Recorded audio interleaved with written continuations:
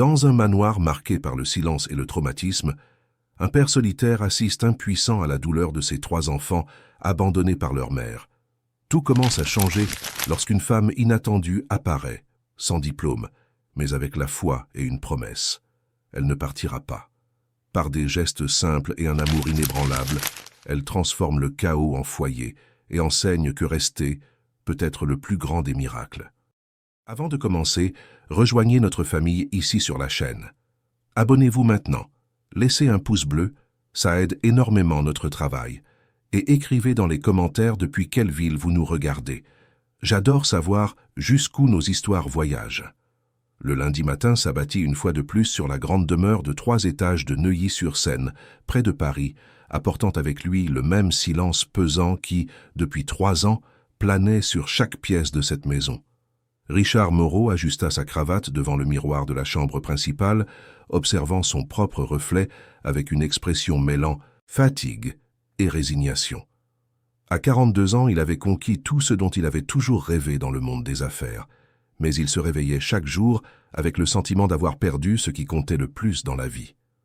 Le bruit de quelque chose se brisant à l'étage inférieur le fit soupirer profondément. Il n'avait pas besoin de descendre pour savoir ce qui se passait.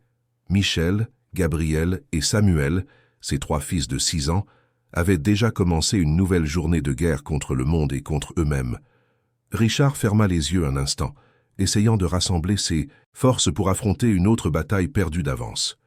Il descendit les escaliers en marbre que Lucie avait un jour choisis avec tant de soin, lorsqu'il croyait encore que cette maison serait un foyer de bonheur éternel. Maintenant, chaque marche résonnait dans le vide, comme si la maison elle-même avait oublié ce que c'était que d'être remplie d'amour. Dans la cuisine haut de gamme, il découvrit la scène habituelle. Gabriel avait délibérément renversé le pot de chocolat en poudre par terre, Michel jetait des céréales par la fenêtre, comme s'il nourrissait des oiseaux inexistants, et Samuel restait recroquevillé sous la table, les yeux rouges de quelqu'un qui pleurait depuis son réveil. « Bonjour mes fils », dit Richard, essayant de garder une voix ferme tout en observant le chaos autour de lui. Les 3 le regardèrent avec cette expression qu'ils connaissaient bien, un mélange de défi et de suppliques silencieuses pour attirer l'attention. Ce n'était pas une colère dirigée spécifiquement contre lui, mais une colère contre le monde entier, contre la vie qui leur avait refusé la présence de leur mère dans les moments les plus importants de leurs petites existences. Gabriel, toujours le plus loquace des 3, croisa ses petits bras maigres et déclara avec la fermeté de celui qui avait pris une décision irrévocable « Renée est partie hier.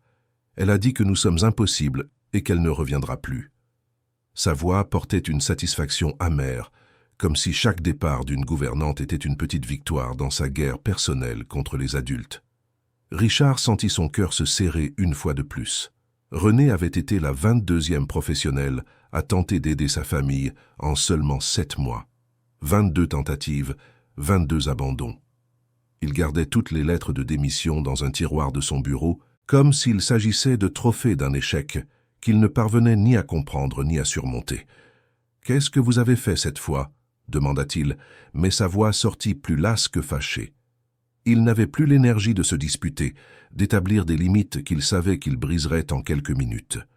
Michel arrêta de jeter les céréales et se tourna vers son père avec ce regard intense qui le désarmait toujours complètement. « Elle voulait qu'on fasse des choses que maman faisait, » dit-il, comme si cela expliquait tout. « Mais maman n'est pas là, elle ne le sera, plus jamais. Alors on ne veut pas les faire. » La simplicité brutale de la logique enfantine frappa Richard comme un coup de poing dans l'estomac.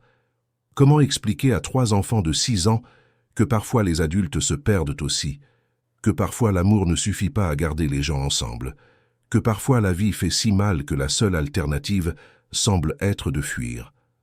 Comment expliquer quelque chose que lui-même ne comprenait pas? Samuel sortit de sous la table et s'approcha de son père, son petit visage maculé de larmes qui ne semblaient jamais sécher, complètement. « Papa, pourquoi maman est partie? C'est parce qu'on a été méchant ?» La question résonna dans la cuisine comme un écho de pure douleur, et Richard s'agenouilla pour se mettre à la hauteur de son fils. « Non, mon amour, vous n'avez rien fait de mal, jamais.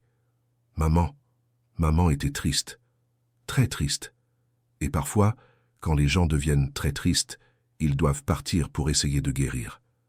Les mots sortaient mécaniquement, une explication qu'il avait répétée des dizaines de fois, sans jamais être sûr qu'elle ait un sens ou qu'elle aide, en quoi que ce soit. Gabriel frappa du pied avec force, faisant s'éparpiller encore plus les éclats de verre du pot cassé. « C'est pas vrai. Elle est partie parce qu'elle ne nous aime pas. Si elle nous aimait, elle serait restée. Tout le monde s'en va.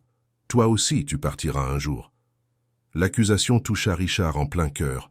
Combien de fois y avait-il pensé? Combien de fois, dans ses nuits les plus solitaires et désespérées, avait-il envisagé de simplement franchir la même porte que Lucie avait utilisée 3 ans plus tôt? Combien de fois avait-il regardé ses fils? Et s'était-il senti complètement incapable d'être ce dont ils avaient besoin? Mais non, il ne partirait jamais. Il ne répéterait jamais l'abandon qui avait marqué à jamais l'enfance des garçons. Même s'il ne savait pas comment être à la fois père et mère, même s'il échouait chaque jour à leur donner la stabilité émotionnelle qu'ils méritaient, il resterait, toujours. « Je ne partirai jamais, » dit-il, prenant Samuel dans ses bras et tendant les bras aux 2 autres. « Jamais. Vous pouvez être en colère contre moi, vous pouvez tout casser, vous pouvez crier autant que vous voulez. Je resterai toujours. C'est la différence entre moi et toutes les personnes qui sont passées par ici. » Michel et Gabriel s'approchèrent lentement, comme des animaux blessés testant s'il était sûr de faire confiance. Quand ils acceptèrent enfin l'étreinte, Richard sentit leur petit cœur battre à toute vitesse contre sa poitrine. 3 cœurs brisés essayant d'apprendre à faire confiance à nouveau, 3 petites âmes portant une douleur trop grande pour leur âge.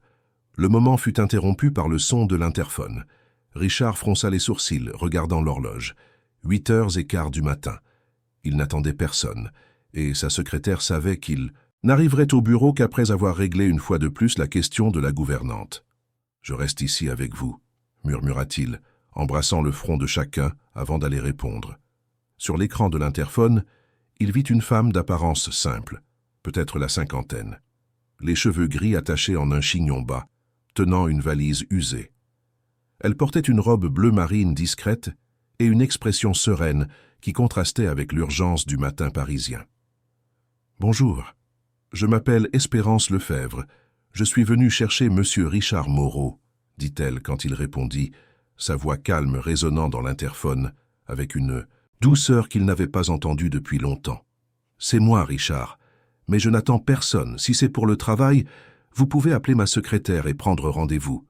Ce n'est pas pour le travail, non, monsieur. C'est pour les garçons.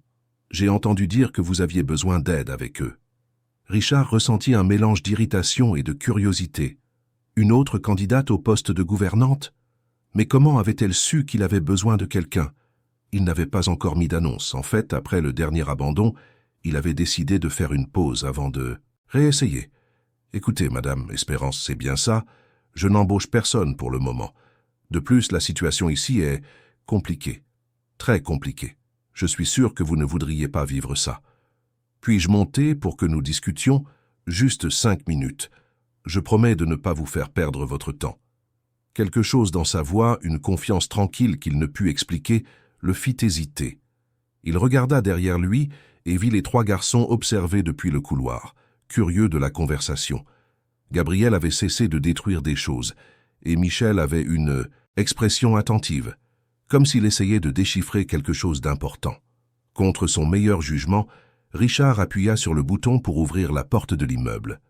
Quelques minutes plus tard, elle se tenait devant sa porte, et il put la voir en entier. Elle était plus petite qu'elle n'avait paru à l'interphone, avec des rides qui parlaient d'expérience et des yeux sombres qui transmettaient une paix étrange. Elle ne portait qu'une petite valise et une Bible usée, au bord jauni par le temps. « Entrez, s'il vous plaît », dit-il, ne comprenant toujours pas pourquoi il avait accepté. Espérance entra dans la maison et s'arrêta un instant dans le salon, observant les alentours avec attention. Son regard ne jugeait pas le désordre, les jouets éparpillés, les petits dégâts que 3 enfants furieux pouvaient causer. Elle observait simplement, comme si elle lisait une histoire sur les murs. « Belle maison », commenta-t-elle, « mais triste. Beaucoup de tristesse entre ces murs. » Les 3 garçons s'étaient approchés et l'observaient de loin, cachés derrière le canapé. Samuel était toujours le plus timide, Gabriel maintenait sa posture de défi, et Michel analysait chaque mouvement de la femme avec son intelligence précoce. « Bonjour, les garçons », dit Espérance en s'accroupissant pour se mettre à leur hauteur. « Quel joli nom vous avez. Laissez-moi deviner. Tu es Michel, n'est-ce pas? Et toi, Gabriel? Et celui-ci doit être Samuel. » Sa capacité à les identifier correctement laissa tout le monde surpris. Même Richard fut intrigué, car les trois se ressemblaient énormément, et la plupart des gens mettaient des mois à les différencier. « Comment vous savez nos noms ?» demanda Michel, toujours direct, parce que chacun de vous a un éclat différent dans les yeux. Michel a l'éclat de celui qui pense. Beaucoup. Gabriel a l'éclat de celui qui ressent tout intensément. Et Samuel a l'éclat de celui qui voit des choses que les autres ne voient pas. Richard observait la scène avec un mélange de fascination et de scepticisme. Encore une personne essayant de conquérir ses fils avec de belles paroles. Combien de fois avait-il déjà assisté à cette même approche? Mais il y avait quelque chose de différent dans l'attitude d'Espérance, un naturel qui ne semblait ni forcé ni répété. « Vous avez de l'expérience avec les enfants ?» demanda-t-il. « J'ai eu une fille, un jour, » répondit-elle simplement. « Mais c'était il y a très longtemps. » Elle n'en dit pas plus et quelque chose dans le ton de sa voix fit comprendre à Richard qu'il ne devait pas insister. Gabriel, testant toujours les limites, s'approcha un peu plus. Les autres gouvernantes s'enfuyaient toujours en courant. « Vous aussi, vous allez fuir ?»« Pour fuir, il faudrait que j'aie peur de vous. Mais je n'ai pas peur. Vous êtes juste trois garçons très blessés qui essaient de comprendre pourquoi le monde est si confus parfois. »« Nous sommes impossibles, » dit Samuel, répétant un mot qu'il avait entendu de nombreuses fois de la part des professionnels qui avaient tenté de s'occuper de lui. « Tout le monde dit que nous sommes impossibles. N'importe quoi. Vous êtes possible, bien sûr. Vous êtes juste incompris. » Espérance s'assit par terre, ne semblant pas se soucier que sa robe puisse se salir. « Vous savez ce que je pense? Je pense que vous êtes très en colère et que vous avez très peur. Et quand on se sent comme ça, on fait parfois des choses qui effraient les autres. Mais ça ne veut pas dire que vous êtes méchant. » Richard observait l'interaction avec un mélange d'espoir et de méfiance. Il avait déjà assisté à de nombreuses premières conversations prometteuses qui s'étaient soldées par un échec total en quelques heures. Mais il y avait quelque chose chez Espérance qui était différent. Elle n'essayait pas d'impressionner, ne faisait pas de promesses grandioses, n'utilisait pas de techniques élaborées de psychologie infantile. Elle leur parlait simplement comme s'ils étaient de vraies personnes, avec des sentiments valables et des opinions importantes. « Madame Espérance, dit-il finalement, je dois être honnête avec vous. Ces garçons sont difficiles, très difficiles. 22 personnes ont déjà essayé de s'occuper d'eux ces derniers mois. Toutes ont abandonné. Ils testent les limites, cassent des choses, font des crises qui peuvent durer des heures. Ce n'est pas de leur faute, bien sûr. Ils ont vécu des traumatismes que j'essaie encore de comprendre. Mais c'est une réalité qui doit être prise en compte. » Espérance hocha la tête avec compréhension, mais ne parut pas découragée. « Vous avez la foi, monsieur Richard ?» La question le prit par surprise. La foi? En Dieu, en la vie, en la possibilité que les choses s'améliorent. Richard hésita. Il avait été élevé dans une famille catholique, mais les dernières années avaient mis à l'épreuve toute croyance qu'il aurait pu avoir en un plan divin bienveillant. Comment croire en la bonté quand sa femme avait simplement disparu un matin, laissant 3 jeunes enfants se demandant ce qu'ils avaient fait de mal? Comment avoir la foi quand 22 personnes formées pour s'occuper d'enfants avaient échoué avec ses fils? « J'aimerais bien, » répondit-il honnêtement, « mais ça a été difficile. » « Je comprends. Parfois, la foi s'en va, pour un temps, mais elle revient toujours si on la laisse faire. » Espérance se leva et ajusta sa robe. « Me donneriez-vous une chance? 3 jours. Si en 3 jours les choses ne vont pas mieux, je partirai sans créer de problème. Je ne veux pas de paiement anticipé, je ne veux pas de garantie. Juste 3 jours. » Gabriel s'avança avant que son père ne puisse répondre. « Pourquoi seulement 3 jours? Les autres restaient au moins 1 semaine avant d'abandonner. »« Parce que 3 jours suffisent pour savoir si 2 personnes peuvent se faire confiance. Si vous ne m'aimez pas en 3 jours, vous ne m'aimerez jamais. Et si je n'arrive pas à vous comprendre en 3 jours, je n'y arriverai jamais non plus. » La logique était simple et avait du sens. Richard regarda ses fils, essayant d'évaluer leur réaction. Michel semblait intrigué, Gabriel gardait son expression méfiante, mais pas hostile, et Samuel s'était un peu plus approché, observant Espérance avec curiosité. « D'accord, » dit finalement Richard. « 3 jours. Mais je dois vous avertir qu'ils vont vous tester de toutes les manières possibles. Ils vont voir s'ils peuvent vous faire abandonner. C'est ce qu'ils font toujours. Je l'imagine. Et savez-vous pourquoi ils font ça? Pour se protéger d'une nouvelle déception, répondit Richard, surpris par sa propre compréhension. Exactement. Donc, si je réussis leur test, cela signifie que je peux vraiment rester. Ça a du sens pour vous, les garçons? Les 3 se regardèrent avec cette communication silencieuse que les jumeaux développent, un langage secret fait de regards et de micro-expressions. Finalement, Michel fit un pas en avant en tant que porte-parole du groupe. « D'accord, mais vous devez savoir que nous sommes très difficiles. Et nous n'aimons pas quand les gens essaient de faire semblant d'être notre mère. Notre mère est partie et ne reviendra plus. Je comprends. Et je n'essaierai pas d'être votre mère.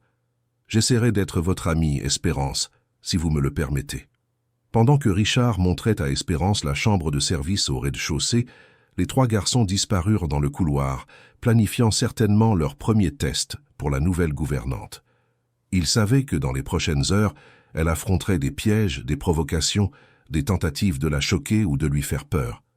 Mais pour une raison qu'il ne pouvait expliquer, Richard se surprit à espérer que pour la première fois en 3 ans, quelqu'un réussisse le test des garçons. Peut-être parce qu'il avait vu en Espérance quelque chose que toutes les autres gouvernantes n'avaient pas. Ce n'était pas de la pitié, ni de la supériorité professionnelle, ni même une gentillesse forcée. C'était une compréhension profonde que la douleur était la douleur, quel que soit l'âge de celui qui la portait. Et que parfois, la seule chose dont une personne brisée a besoin, c'est de quelqu'un qui accepte de rester, même quand tout semble impossible. Alors qu'il montait se préparer pour une nouvelle journée de travail, Richard murmura une prière qu'il n'avait pas faite depuis des années, demandant à Dieu que cette fois, juste cette fois, il permette à ses fils de trouver la paix qu'ils méritaient tant. Richard partit au travail avec un poids sur le cœur qu'il ne pouvait expliquer. C'était la première fois en des mois qu'il laissait ses fils avec quelqu'un sans être absolument certain de trouver une lettre de démission en rentrant à la maison. Espérance s'était installée dans la chambre de service avec une simplicité qui l'avait impressionné. Elle n'avait apporté que l'essentiel. Quelques vêtements de rechange, des produits d'hygiène de base, sa Bible usée et un sourire serein qui contrastait avec la tension qui régnait dans la maison. Alors qu'il conduisait dans les rues animées de Paris en direction de son bureau à la Défense, Richard ne pouvait s'ôter de l'esprit la conversation qu'il avait eue avec Espérance la veille au soir. Il avait tenté de la préparer à ce qui l'attendait, décrivant en détail les tactiques que les garçons utilisaient habituellement pour faire fuir les gouvernantes. « Ils vont cacher vos affaires », avait-il expliqué. « Ils vont faire semblant de ne pas comprendre des instructions simples. Ils feront des crises au milieu de la nuit. Gabriel a l'habitude de casser des choses sans le vouloir. Michel élabore des plans complexes pour rendre n'importe quel adulte fou. Et Samuel disparaît tout simplement. Il peut se cacher pendant des heures jusqu'à ce que tout le monde panique. » Espérance avait tout écouté attentivement, hochant la tête de temps en temps, mais sans montrer l'horreur croissante que Richard était habitué à voir sur les visages des professionnels lorsqu'ils décrivaient la réalité de sa maison. « Et que faisaient les autres gouvernantes quand cela arrivait ?» avait-elle demandé. Elles essayaient d'imposer la discipline, des punitions, des systèmes de récompense. Certaines criaient en retour. Une a même enfermé Michel dans sa chambre jusqu'à ce qu'il se comporte bien. Une autre menaçait d'appeler la police chaque fois qu'il cassait en quelque chose. La dernière, René, répétait sans cesse qu'il devait respecter les adultes et qu'il n'était pas normal que des enfants de 6 ans agissent ainsi. Et ça fonctionnait? Jamais. En fait, ça semblait tout empirer. C'est comme s'ils interprétaient toute tentative de contrôle comme une confirmation de plus que les adultes finissent toujours par partir. Espérance était restée silencieuse un long moment, regardant par la fenêtre le jardin où les garçons jouaient autrefois avant que tout ne s'effondre. « Monsieur Richard, puis-je vous poser une question? Avez-vous déjà essayé de simplement rester? Quand ils font ces choses, avez-vous déjà essayé de rester là, sans essayer de réparer quoi que ce soit, sans gronder, sans rien expliquer? Juste rester? La question l'avait pris complètement au dépourvu. Il essayait toujours de résoudre, toujours d'enseigner, toujours de leur faire comprendre que ce comportement n'était pas acceptable. Mais simplement rester, absorber leur colère sans essayer de la changer? Non, avait-il admis. Je n'ai jamais essayé ça. Il est peut-être temps d'essayer. Maintenant, coincé dans les embouteillages du boulevard périphérique, Richard se demandait ce qui se passait à la maison. Les garçons avaient-ils déjà commencé leur test? Espérance était-elle encore là, ou allait-il rentrer et trouver une autre lettre de démission sur la table de la cuisine? Pendant ce temps, dans la demeure de Neuilly-sur-Seine, la première bataille de la journée était sur le point de commencer. Espérance s'était réveillée à 5 heures du matin, comme elle en avait l'habitude depuis des décennies. Elle profita du silence de la maison pour faire une longue et silencieuse prière, demandant sagesse et patience pour la journée à venir. Puis elle descendit à la cuisine et commença à préparer le petit déjeuner. Rien de très élaboré, juste des œufs brouillés, des tranches de pain grillées et du chocolat chaud. Mais elle fit tout avec un soin particulier, fredonnant doucement une chanson que sa propre mère lui chantait quand elle était enfant. La mélodie simple résonnait doucement dans la maison, apportant une sensation de chaleur qui n'avait pas été ressentie ici depuis longtemps. Les garçons descendirent ensemble à 7 heures précises, comme toujours. Ils avaient passé la nuit précédente à planifier la première offensive contre la nouvelle gouvernante. Gabriel portait un tube de colle scolaire caché dans la poche de son pyjama. Michel avait mémorisé une série de questions pièges pour la dérouter, et Samuel arborait un air de détermination silencieuse qui indiquait qu'il était prêt à commencer l'une de ces fameuses parties de cache-cache. Ils s'arrêtèrent à la porte de la cuisine, surpris de trouver Espérance déjà debout et en train de préparer à manger. Les autres gouvernantes se plaignaient toujours de devoir se lever si tôt et servaient généralement des céréales industrielles ou des toasts réchauffés au micro-ondes.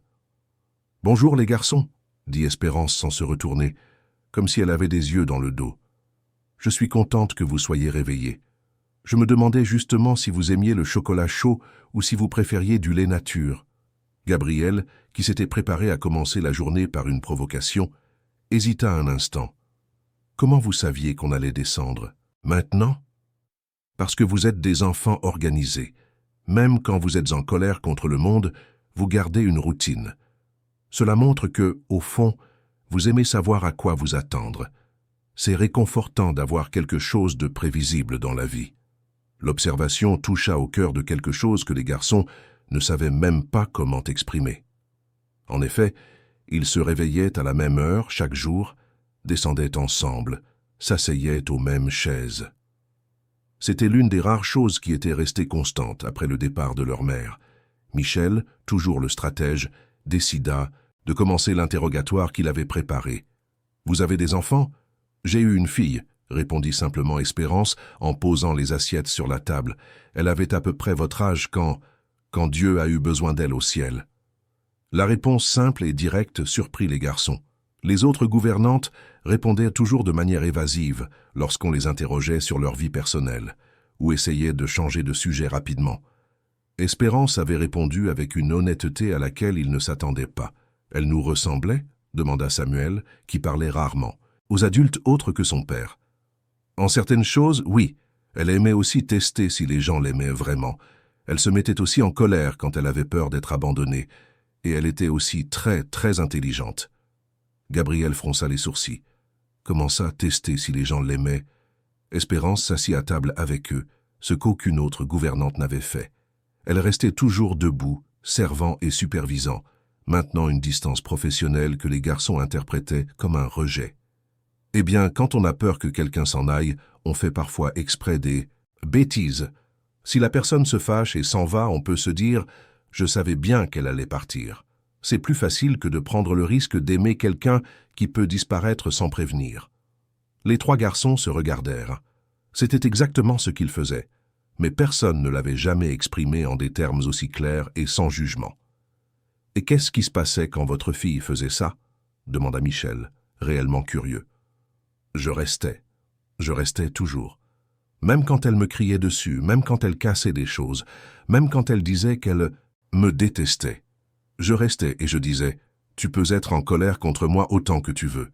Je serai toujours là quand tu auras fini. » Gabriel, qui avait passé toute la nuit à planifier comment utiliser le tube de colle pour coller les cheveux d'Espérance à la chaise, perdit soudain toute envie de mettre son plan à exécution. À la place, il demanda « Et elle a arrêté de faire des bêtises ?» Finalement, oui. Quand elle a compris que je ne partirais pas, quoi qu'elle fasse, elle a arrêté d'essayer de me repousser. Alors nous avons pu devenir de vrais amis. Samuel regarda son assiette, remuant ses œufs brouillés sans manger. « Notre maman n'est pas restée, » dit-il à voix basse. « Elle est partie, même si on n'avait rien fait de mal. »« Je sais, mon chéri, et ce n'était pas de votre faute. Parfois, les adultes sont si tristes qu'ils n'arrivent plus à prendre soin d'eux-mêmes, et encore moins des autres. Ce n'est pas parce que vous n'êtes pas digne d'amour, c'est parce qu'elle était malade du cœur. »« Malade du cœur, comment ?» demanda Gabriel. « Le cœur des gens peut tomber malade de tristesse, tout comme le corps peut tomber malade avec de la fièvre. Quand ça arrive, la personne a parfois besoin de partir pour essayer de guérir. Ce n'est pas parce qu'elle n'aime pas, c'est parce qu'elle n'arrive plus à montrer l'amour qu'elle ressent. » Michel réfléchit à cette explication pendant quelques instants. « Et si elle guérit, elle reviendra ?» Espérance hésita avant de répondre, pesant clairement ses mots avec soin. « Je ne sais pas, mon chéri, parfois les gens guérissent et reviennent. Parfois ils guérissent et construisent une nouvelle vie ailleurs. Et parfois ils n'arrivent pas à guérir. Ce que je sais, c'est que vous méritez d'être aimé tous les jours, peu importe ce qui arrive avec elle. » Cette conversation pendant le petit déjeuner n'était pas dans les plans des garçons. Ils s'étaient préparés à une bataille, mais se retrouvèrent engagés dans quelque chose qui ressemblait plus à une vraie conversation qu'aux luttes de pouvoir qu'ils avaient l'habitude d'avoir avec les adultes. Après le petit déjeuner, vint l'heure du premier vrai test. Gabriel renversa accidentellement son verre de chocolat chaud sur le sol de la cuisine, observant attentivement la réaction d'Espérance. Elle regarda la tache brune s'étaler sur le carrelage et dit simplement « Oh, ça arrive. On va nettoyer ensemble ?» Pas de reproches, pas de soupirs d'agacement, pas de commentaires sur « les enfants qui doivent faire plus attention ». Juste une proposition de collaboration pour résoudre le problème. Gabriel fut si surpris qu'il aida à nettoyer sans se plaindre.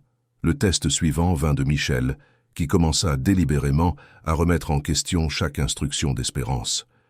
Pourquoi on doit se brosser les dents maintenant? Parce que les petites dents sont contentes quand elles sont propres. Mais si tu veux les brosser plus tard, c'est d'accord aussi. Pourquoi on doit ranger les jouets? Pour qu'ils ne se perdent pas et pour que la maison soit confortable pour tout le monde. Mais si tu veux en laisser quelques-uns dans ta chambre, c'est ton espace. Pourquoi on doit prendre un bain? Parce que le corps aime être propre et sentir bon. Ça nous fait nous sentir bien. Tu veux un bain avec de l'eau tiède ou un peu plus fraîche? Chaque question recevait une réponse patiente et si possible des options. Michel se rendit compte qu'il n'arrivait pas à l'énerver ou à la prendre en contradiction comme il le faisait avec les autres gouvernantes. Espérance semblait sincèrement intéressée à expliquer les choses plutôt qu'à simplement imposer des règles. Samuel décida de mettre en œuvre sa spécialité, la disparition. Dans la matinée, alors qu'Espérance rangeait le salon, il se cacha silencieusement derrière les rideaux de la bibliothèque, un endroit où il pouvait rester invisible pendant des heures. Il attendit qu'elle remarque son absence et commence à le chercher désespérément, criant son nom et menaçant d'appeler la police, comme les autres le faisaient toujours. Mais les minutes passèrent, et rien ne se produisit. Espérance continua de fredonner doucement en pliant les couvertures du canapé. Après une demi-heure de cachette, Samuel commença à être intrigué. Ne s'était-elle même pas rendu compte qu'il avait disparu?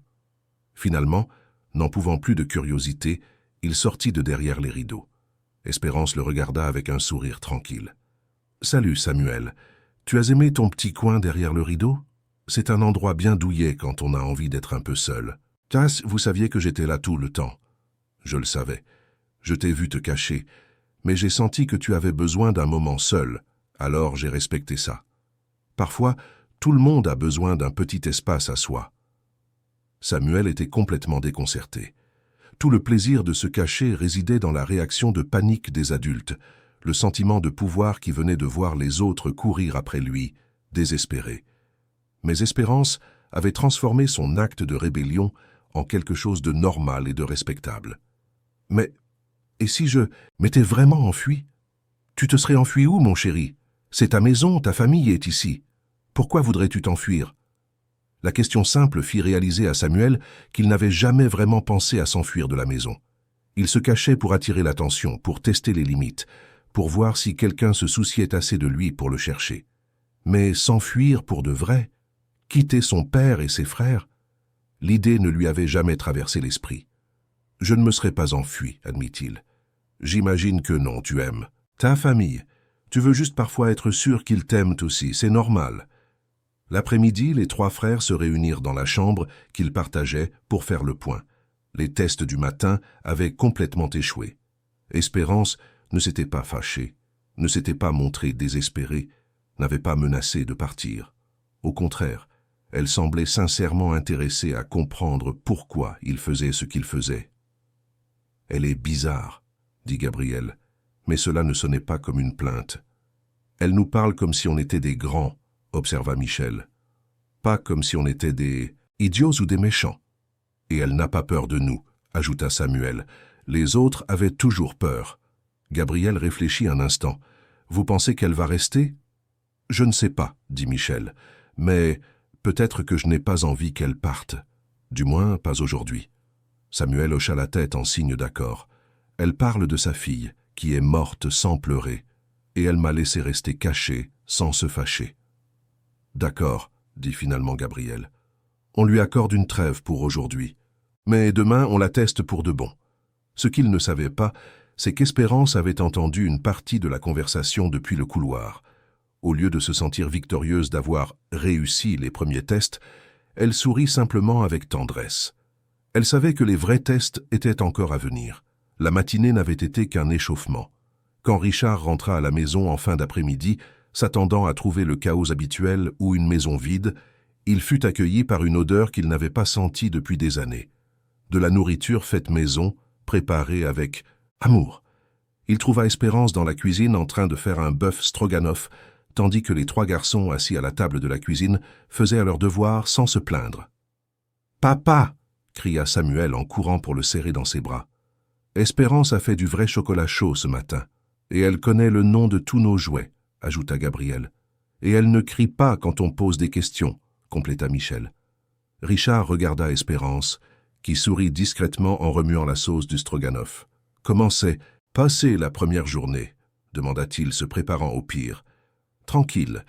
Les garçons m'ont appris où se trouvent les choses dans la maison, m'ont parlé des dessins animés qu'ils aiment regarder et m'ont aidé à comprendre comment vous organisez habituellement la routine ici. » Elle ne mentionna pas les tests, ne rapporta pas le comportement inapproprié, ne fit aucune plainte. Elle parla comme si elle avait passé la journée avec trois enfants normaux faisant des choses normales. Ce soir-là, après que les garçons furent couchés, Richard et Espérance discutèrent dans le salon. « Ils ne vous ont pas testé aujourd'hui ?» demanda-t-il incrédule. « Si, bien sûr, plusieurs fois. Ils ont renversé des choses, posé des questions difficiles, se sont cachés. Ils ont testé pour voir si je me mettrais en colère, si je partirais, si je les rejetterais d'une manière ou d'une autre. Et alors ? Et alors je leur ai montré que je ne ferai rien de tout ça. Demain, ils testeront davantage, probablement de manière plus intense. Ils ne font pas encore entièrement confiance. Mais c'est un début. » Richard s'assit dans le fauteuil où il avait l'habitude, de veiller tard pensant à quel point il avait échoué avec ses fils. Mais cette nuit-là, pour la première fois en 3 ans, il se sentait plein d'espoir. « Merci », dit-il simplement. « Pourquoi ? De ne pas avoir abandonné le premier jour. » « Monsieur Richard, je ne suis pas venu ici pour abandonner. Je suis venu pour rester, aussi longtemps que vous aurez besoin de moi. » Et cette nuit-là, pour la première fois depuis longtemps, la maison de Neuilly-sur-Seine s'endormit en paix. 3 garçons dormirent sans cauchemar, un père se reposa sans culpabilité, et une femme pria avec gratitude d'avoir trouvé une famille qui avait autant besoin d'elle qu'elle avait besoin d'eux. 2 semaines s'étaient écoulées depuis l'arrivée d'Espérance, et la maison de Richard commençait à respirer différemment. Ce n'était pas une transformation complète, mais de petits changements qui, accumulés, créaient une atmosphère de possibilités. Les garçons testaient encore les limites, avaient encore des moments d'explosion émotionnelle, mais il y avait quelque chose de nouveau dans l'air, le sentiment que peut-être, juste peut-être, quelqu'un allait enfin rester. Michel avait arrêté de cacher les jouets de ses frères. Gabriel cassait encore des choses, occasionnellement, mais maintenant il s'excusait et aidait à nettoyer. Samuel parlait plus, non seulement avec son père et ses frères, mais aussi avec Espérance, lui racontant ses rêves et ses peurs avec une ouverture qui surprenait tout le monde. Richard observait ces changements avec un mélange de soulagement et d'appréhension. Une partie de lui craignait que ce soit trop beau pour être vrai, que la situation s'effondre à tout moment comme cela s'était produit tant de fois auparavant. Mais une autre partie, une partie qui dormait depuis 3 ans, commençait à se réveiller avec une sensation qu'il avait oubliée, l'espoir. Espérance, de son côté, savait que le vrai test était encore à venir. Les enfants avaient temporairement baissé leur garde, mais elle sentait que quelque chose s'agitait en eux, une tempête émotionnelle qui approchait. Il y avait des signes subtils, des conversations chuchotées qui s'arrêtaient quand elle approchait, des regards conspirateurs entre les trois, une tension croissante qu'elle reconnaissait comme le présage de quelque chose de plus grand. L'explication vint quand Richard la chercha un jeudi soir avec une expression inquiète. « Espérance, je dois vous prévenir de quelque chose. Dimanche, c'est la fête des mères. » Des mots tombèrent dans l'air du salon comme des pierres dans un lac tranquille, créant des ondes qui se propageaient dans toutes les directions. Espérance hocha la tête avec compréhension, commençant à saisir l'origine de l'agitation qu'elle sentait planer sur la maison. Comment réagissent-ils d'habitude? Richard passa la main dans ses cheveux, un geste qu'elle avait appris à reconnaître, comme le signe qu'il luttait pour trouver les mots justes. Mal, très mal. La première année après le départ de Lucie, ils étaient trop petits pour comprendre ce que la date signifiait. Mais l'année dernière, il s'arrêta, revivant clairement des souvenirs douloureux. C'était terrible. Ils ont détruit tout ce qu'ils pouvaient atteindre. Ils ont crié pendant des heures. Samuel est resté 3 jours sans dire un mot. Gabriel a essayé de casser toute la vaisselle de la maison. Et Michel a demandé s'il pouvait partir aussi, puisque c'était apparemment ce que faisaient les mères. Espérance sentit son cœur se serrer à cette description. Elle pouvait imaginer la douleur de ces 3 jeunes enfants, confrontés à une date qui célébrait précisément ce qui leur avait été refusé. Et cette année. Je pense les emmener en voyage ce week-end. Peut-être à la mer, loin de tout ce qui pourrait leur rappeler cette date, éviter la confrontation directe. Espérance réfléchit à la suggestion un moment avant de secouer doucement la tête. Avec tout le respect que je vous dois, monsieur Richard, fuir la douleur ne la fait pas disparaître. Cela ne fait que la repousser à plus tard. Alors que suggérez-vous? Que je les laisse souffrir? Non. Je suggère que nous les laissions ressentir ce qu'ils ont besoin de ressentir, mais que nous soyons là quand cela arrivera. Parfois, la seule façon de guérir une blessure est de l'affronter. Richard n'était pas convaincu, mais il faisait suffisamment confiance à Espérance pour accepter son approche. Les jours suivants, il observa les garçons avec encore plus d'attention, remarquant comment ils devenaient plus agités à mesure que la date approchait. Vendredi, Gabriel commença une dispute avec Michel pour un jouet qu'il partageait normalement sans problème. À l'école, Samuel refusa de participer à l'activité où les enfants fabriquaient des cartes pour la fête des mères, restant assis en silence jusqu'à ce que l'institutrice abandonne. Michel, toujours le plus verbal, commença à poser des questions difficiles pendant le dîner. Pourquoi y a-t-il une fête des mères si certaines mères s'en vont?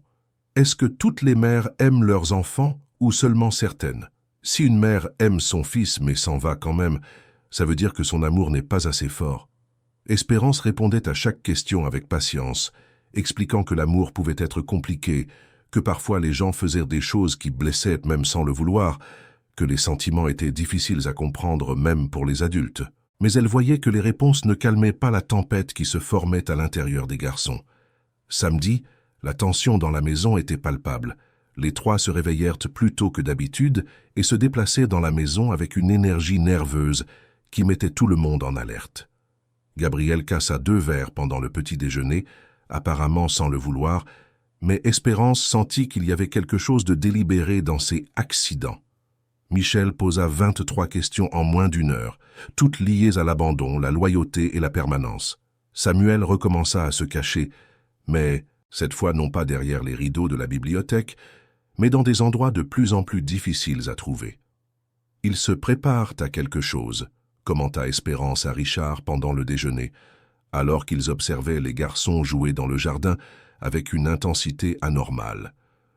À quoi?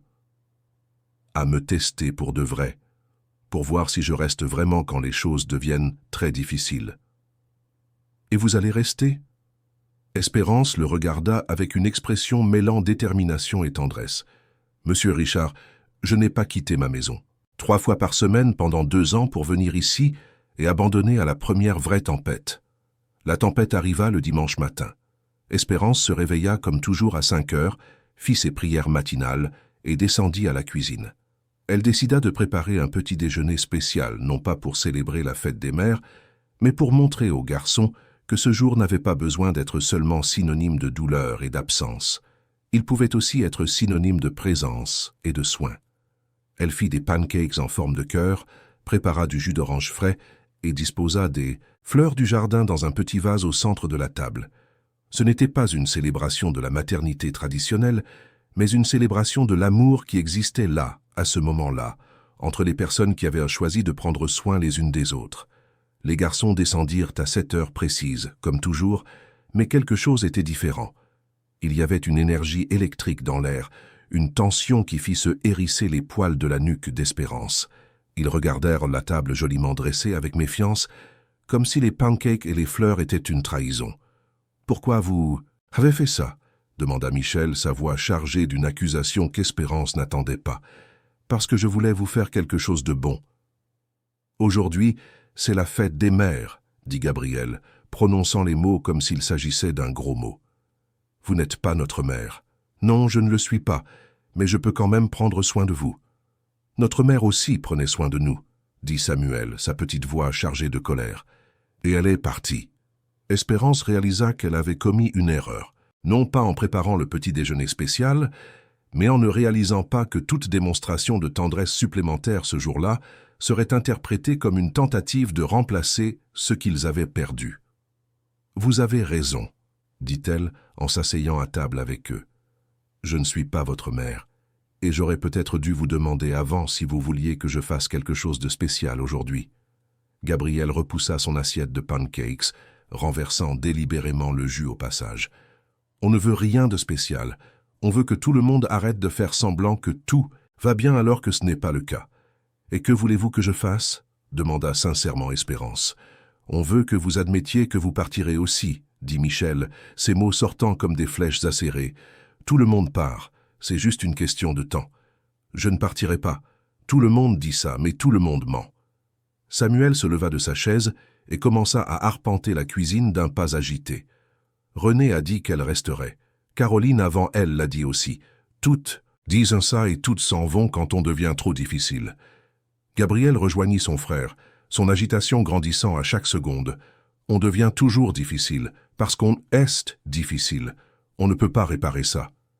Espérance observait les 3 entrer dans une spirale, ressentant leur douleur comme si c'était la sienne.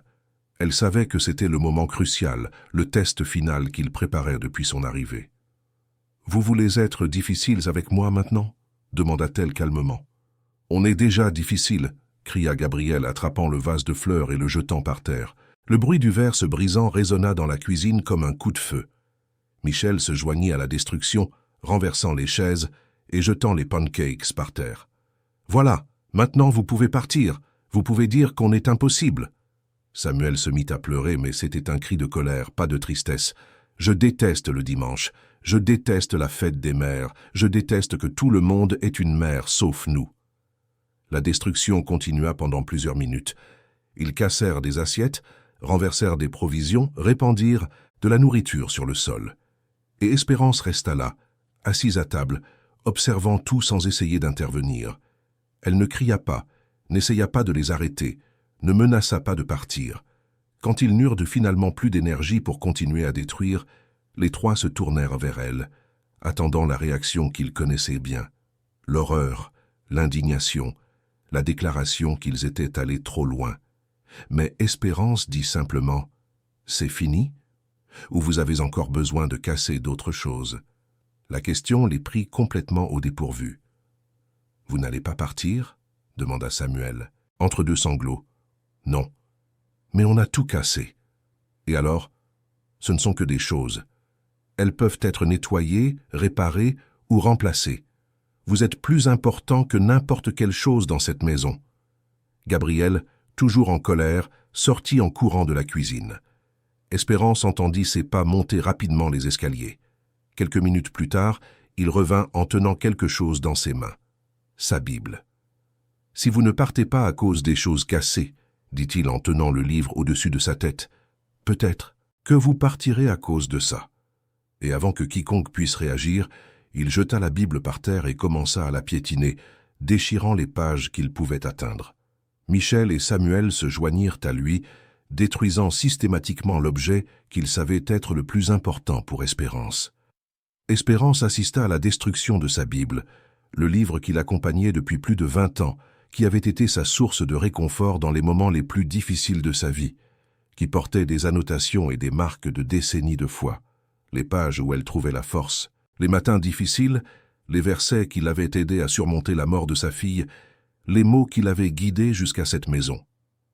Quand ils eurent terminé, les trois la regardèrent avec un mélange de défi et de terreur. Ils avaient dépassé toutes les limites qu'ils avaient jamais testées avec un adulte. Il n'y avait pas de retour en arrière possible. Espérance regarda les restes de sa Bible éparpillés sur le sol de la cuisine. Elle sentit des larmes lui brûler les yeux, mais pas de colère, de compréhension. Ses trois enfants venaient de détruire ce qui était le plus précieux pour elle parce qu'ils avaient besoin d'être sûrs qu'elle les aimait plus que n'importe quel objet, plus que ses propres affaires, plus que son propre confort. Lentement, elle se leva de sa chaise et s'agenouilla par terre, parmi les éclats de verre et les pages déchirées. Et puis, à la surprise totale des garçons, elle se mit à pleurer. Mais elle ne pleurait pas de colère ou de déception. Elle pleurait d'empathie. « Je comprends, » dit-elle entre les larmes. « Je comprends pourquoi vous avez fait ça. Vous aviez besoin d'être sûr que je vous aime plus que tout au monde. Et devinez quoi? Vous avez raison. » Les garçons se regardèrent, complètement perdus. Les autres gouvernantes pleuraient de colère quand ils faisaient de très grosses bêtises. Espérance pleurait, mais cela semblait être une forme de pleurs différente. « Vous pleurez parce que vous êtes fâchés contre nous ?» demanda Samuel, sa propre colère commençant à laisser place à la confusion. « Je pleure parce que vous souffrez, et parce que je comprends pourquoi vous aviez besoin de me tester comme ça. Vous aviez besoin d'être sûr que je ne partirais pas, même si vous détruisiez ce qui est le plus important pour moi. » Gabriel, qui était encore prêt à se battre, sentit toute sa colère se transformer en quelque chose qu'il ne savait pas nommer. « Et vous n'allez pas partir ?»« Non, mon chéri, je ne partirai pas. Vous pouvez détruire ma Bible, vous pouvez tout casser dans cette maison, vous pouvez me crier dessus tous les jours. Je ne partirai pas, parce que l'endroit où je dois être, c'est ici, avec vous. » Michel s'approcha lentement, regardant les pages déchirées sur le sol. « Mais on a détruit la chose la plus importante pour vous. »« Non, » dit Espérance en leur tendant les bras. « La chose la plus importante dans ma vie, c'est vous. Tout le reste peut être remplacé. Vous, non. » Ce fut Samuel le premier à courir dans ses bras, suivi de Michel et enfin de Gabriel. Les quatre restèrent là, agenouillés sur le sol de la cuisine détruite, pleurant ensemble pour la première fois.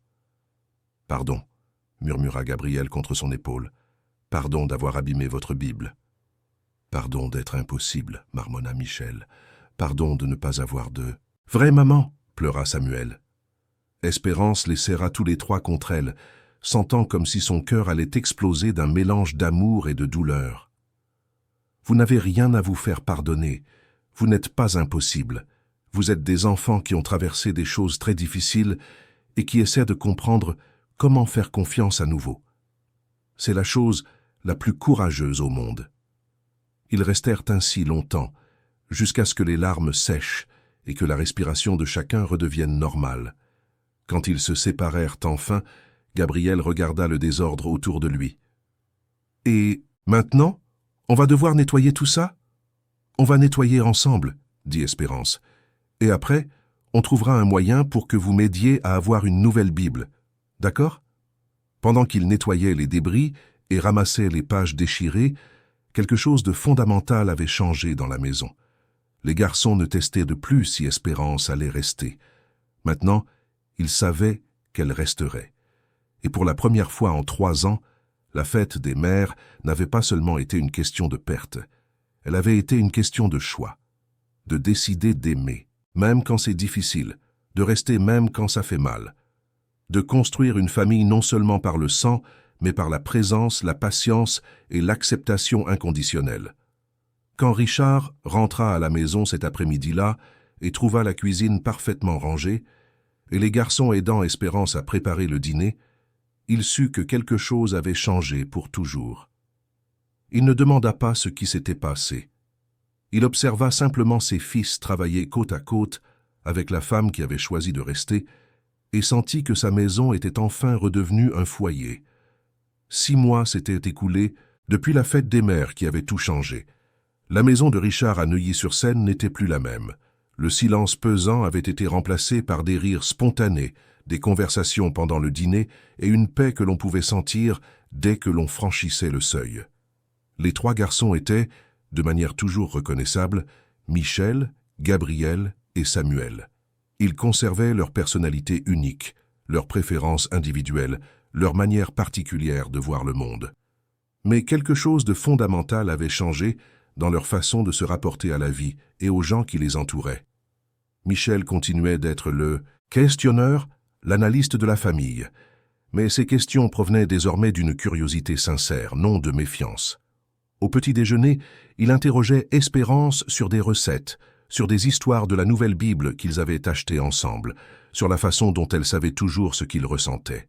Ces questions n'étaient plus des pièges pour prendre les adultes en contradiction, mais de réelles tentatives de comprendre le monde qui l'entourait. Gabriel avait encore des impulsions de casser des choses quand il était frustré, mais maintenant il s'arrêtait, respirait profondément comme Espérance le lui avait appris, et verbalisait ce qu'il ressentait. « Je suis en colère parce que je n'arrive pas à faire ce problème de maths, » disait-il, au lieu de simplement détruire son cahier. Et quand il lui arrivait encore de casser quelque chose, il courait immédiatement le dire à Espérance, demandant de l'aide pour réparer, transformant des moments de honte en opportunités d'apprentissage. Samuel était devenu le cœur émotionnel de la famille.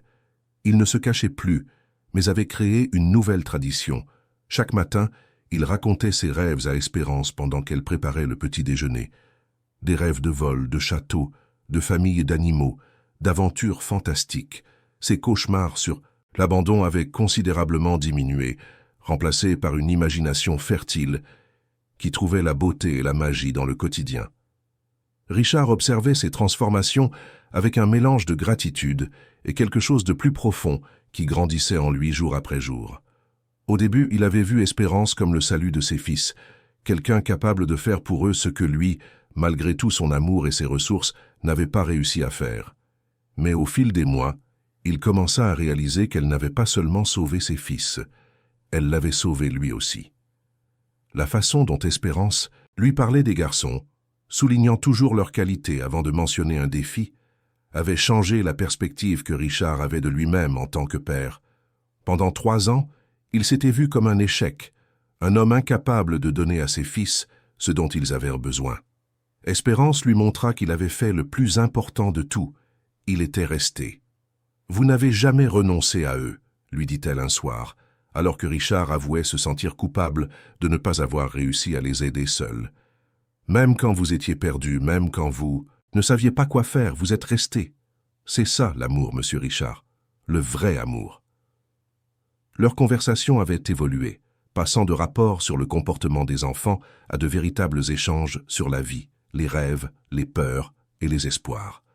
Richard découvrit qu'Espérance avait perdu sa fille à l'âge de 7 ans, victime d'une maladie que les médecins n'avaient pas pu guérir. Elle avait passé des années dans une profonde dépression, remettant en question sa foi jusqu'à ce qu'elle trouve un but en s'occupant d'autres enfants qui avaient besoin d'amour et de stabilité. « C'est pour ça que vous êtes venu à nous, » dit Richard un soir, comprenant enfin.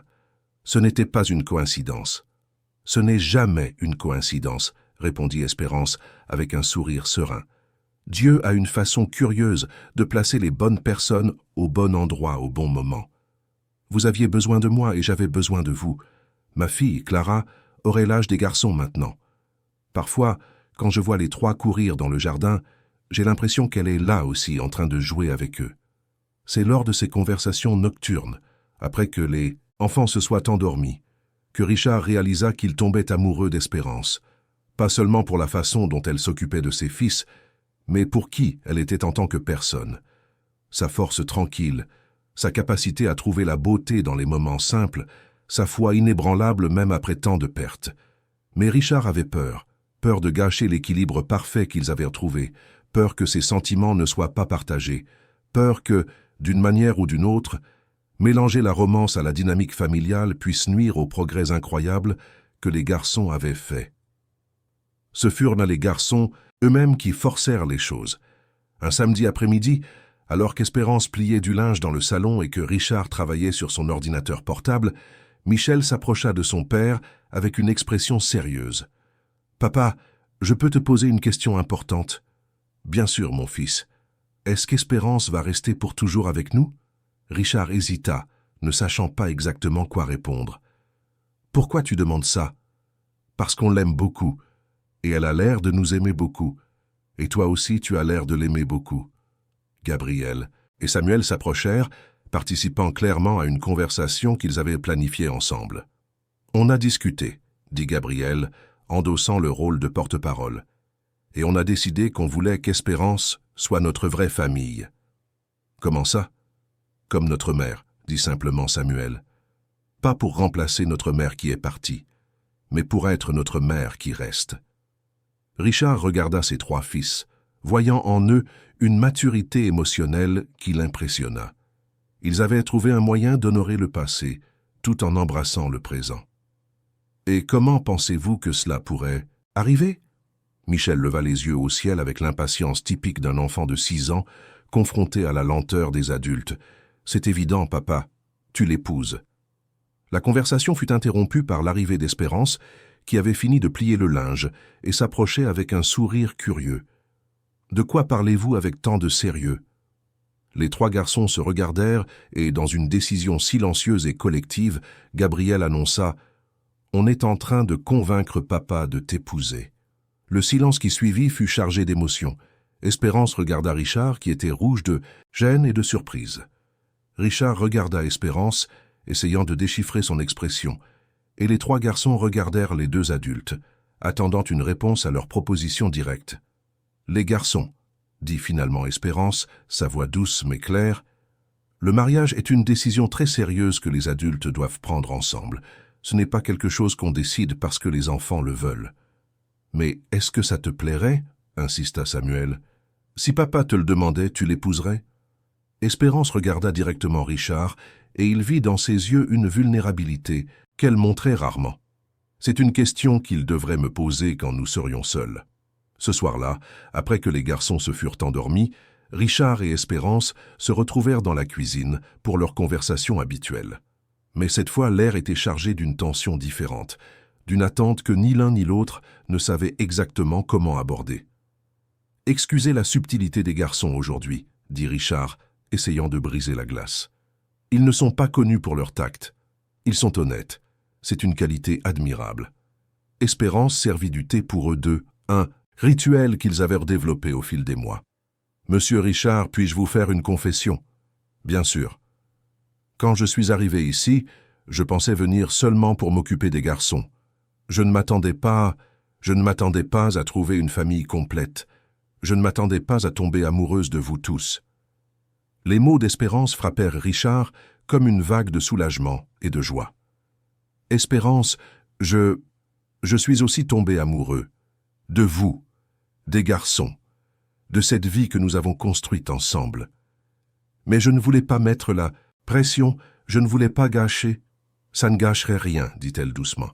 Ça ne ferait qu'officialiser ce qui existe déjà depuis des mois. » Cette nuit-là, pour la première fois depuis leur rencontre, Richard et Espérance ne parlèrent pas comme un employeur et son employé, ni comme un père et une gouvernante, mais comme un homme et une femme qui avaient trouvé l'amour d'une manière qu'aucun des deux n'avait prévue.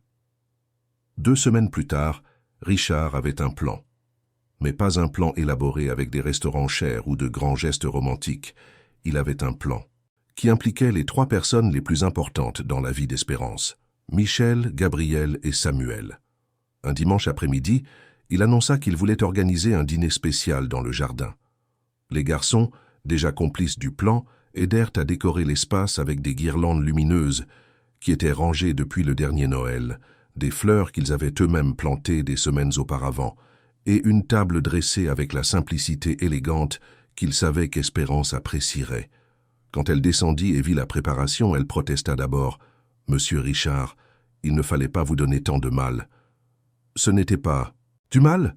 dit Michel, fier de sa participation. « C'était de l'amour. » Pendant le dîner, chacun des garçons fit un petit discours qu'ils avaient préparé. Michel parla de la façon dont Espérance lui avait appris que les questions étaient bonnes, mais que certaines réponses ne venaient qu'avec le temps et la confiance. Gabriel raconta comment elle lui avait montré que les sentiments intenses n'étaient pas mauvais, qu'ils avaient juste besoin d'être canalisés de manière constructive.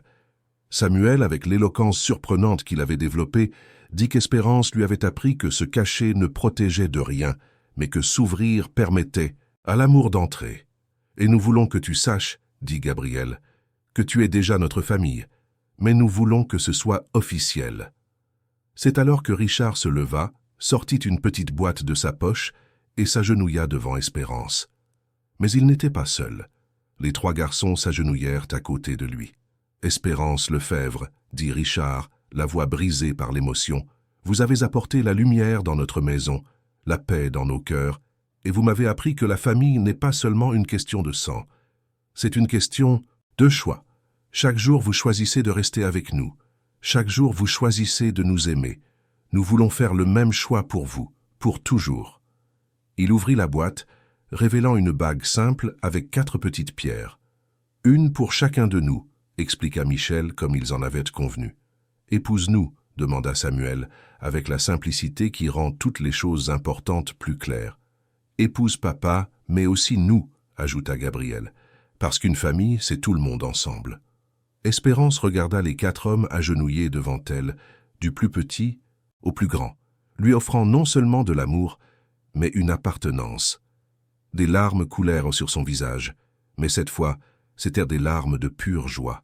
« Oui, » dit-elle, en tendant la main pour que Richard lui mette la bague. « Oui, je vous épouse, vous tous. » Ce qui suivit fut une célébration spontanée et joyeuse, avec les garçons dansant dans le jardin, de la musique jouant depuis le téléphone de Richard, et le sentiment que la vie, enfin, s'était alignée comme elle le devait. Le mariage eut lieu 3 mois plus tard, lors d'une cérémonie simple à l'église du quartier. Les 3 garçons furent les garçons d'honneur, portant les alliances avec une solennité fière. Il n'y eut pas de grande fête, ni d'invités célèbres. Juste des amis proches, quelques collègues de Richard, et la famille qu'ils avaient construite ensemble. 1 an après le mariage, la nouvelle qui compléterait le cercle de rédemption de la famille arriva. Espérance était enceinte. « Ce sera une fille », annonça le médecin lors de l'échographie, et Richard vit des larmes dans les yeux de sa femme. « Comment on va l'appeler » demanda Michel, qui avait endossé le rôle de grand frère protecteur avec un sérieux impressionnant.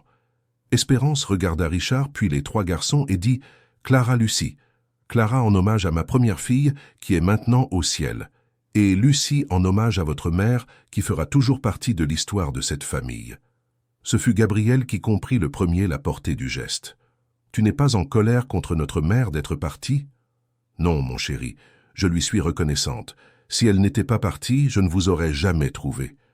Parfois, les chemins de Dieu sont mystérieux, mais ils nous mènent toujours là où nous devons être. » Clara Lucie naquit un matin de printemps, entourée de plus d'amour que n'importe quel bébé ne pourrait en avoir besoin. Les 3 frères se relayaient pour la tenir, chantaient pour l'endormir, et promirent de la protéger pour toujours. Richard observait sa famille réunie dans la chambre de la maternité et avait du mal à croire au parcours qui les avait menés jusqu'ici. 3 ans plus tôt, il était seul dans une maison silencieuse, regardant ses fils tout détruire autour de lui, alors qu'il se sentait complètement impuissant. Maintenant, il était entouré de rires, de conversations, de projets d'avenir, et d'un amour qui s'était construit non seulement dans la facilité, mais dans la difficulté, non seulement dans la joie, mais dans la douleur surmontée ensemble. « Merci », murmura-t-il à Espérance alors qu'elle allaitait Clara. « Pourquoi ? D'être resté, d'avoir choisi de rester chaque jour, même quand c'était difficile. Merci de m'avoir laissé rester, de m'avoir donné une famille alors que je pensais ne plus jamais être mère. Michel, Gabriel et Samuel s'approchèrent du lit d'hôpital, observant leur petite sœur avec fascination et protection. « Elle saura qu'elle est aimée dès le premier jour », dit Samuel avec la sagesse de quelqu'un qui avait appris la valeur de l'amour garanti. « Et elle n'aura jamais besoin de tester si on va partir », ajouta Gabriel, « parce qu'on restera toujours. On lui apprendra tout ce que maman Espérance nous a appris », promit Michel. Ce soir-là, dans la maison de Neuilly-sur-Seine qui respirait maintenant la vie dans chaque pièce, Richard plaça une nouvelle photo sur la table basse du salon. 5 visages souriants. Lui, Espérance, Michel, Gabriel, Samuel et Clara, Lucie. Une famille qui avait été formée non par le hasard de la naissance, mais par le choix quotidien de l'amour. Parfois, en passant par la cuisine, où tout avait commencé à changer lors de cette fête des mères transformatrices, Richard pouvait encore voir les éclats de verre et les pages déchirées sur le sol. Mais maintenant, il voyait aussi ce qui avait grandi de ces débris, la confiance, le pardon, et la compréhension que le véritable amour n'est pas celui qui ne se brise jamais, mais celui qui se reconstruit plus fort après avoir été brisé. La maison, qui fut autrefois le théâtre de l'abandon et de la douleur, était devenue un foyer d'amour choisi, où chaque jour quelqu'un décidait de rester, où l'amour n'était pas venu par obligation, mais par décision, où une femme marquée par les pertes décida de planter la foi dans le sol du deuil et récolta une famille, où 3 garçons cessèrent d'être les victimes de la douleur et devinrent des fils aimés, et où un homme apprit que la vraie victoire ne se produit pas dans le monde des affaires, mais à la maison dans la construction quotidienne d'une famille basée non sur le sang, mais sur la présence constante et l'amour inconditionnel. Et chaque nuit, avant de s'endormir, chaque membre de cette famille savait, avec une certitude absolue, qu'il se réveillerait le lendemain en étant toujours aimé, toujours choisi, en ayant toujours une place sûre dans le monde. C'est ce qui faisait d'une maison un foyer, non pas les murs ou les meubles, mais la promesse silencieuse que, quoi qu'il arrive, personne n'affronterait la vie seule. Et ainsi, chers auditeurs, nous arrivons à la fin de ce voyage de Richard, Espérance, Michel, Gabriel, Samuel et de la petite Clara Lucie. Une histoire qui nous rappelle que les plus belles familles sont celles construites jour après jour, avec des choix conscients d'amour, de patience et de permanence. Si cette histoire a touché votre cœur, comme elle a touché le nôtre, laissez un j'aime ci-dessous. Abonnez-vous à notre chaîne pour recevoir plus d'histoires qui parlent directement à l'âme. Et dites-nous dans les commentaires quel moment vous a le plus ému. Parce que nous croyons que les histoires ont le pouvoir de nous connecter, de nous enseigner, et de nous rappeler que l'amour trouve toujours un chemin, même dans les moments les plus difficiles. En attendant notre prochaine histoire, puissiez-vous emporter avec vous la certitude qu'il n'est jamais trop tard pour recommencer et que toute famille peut être guérie quand il y a un véritable amour. Une étreinte chaleureuse et à la prochaine.